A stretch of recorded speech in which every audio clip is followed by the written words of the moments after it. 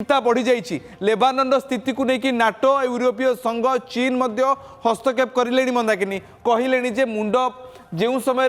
America नुआउची से समय इज्राएल को मुंड नुआइबार असुविधा कौटी अच्छी ये बर्तमान कुगला ये बड़ प्रसंग आसी अमेरिका बर्तमान इज्राएल पर चाप सृष्टि कर कि कारण इज्राएल पूरा युद्ध को कंट्रोल करुला निज नियंत्रण में रखी किंतु बर्तमान जो परिस्थिति ईरान रु युद्धटे लेबानन को शिफ्ट होती परिस्थिति लेबानन ईरान बाहर आभली परिस्थिति को एड़ेबा अमेरिका कौन पदक्षेप प्रसंजित आपनकर मने थिबो जे 10 सूत्री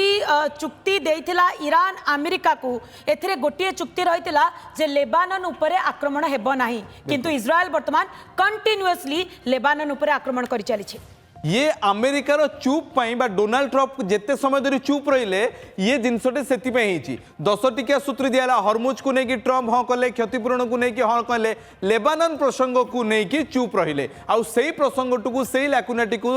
इज्राएल धरला एवं आक्रमण कला गत काली आज जाए बेरुट समेत बहुत गुड़िए अंचल राजधानी समेत 10 रु अधिक अंचल मिसाइल माड़ होती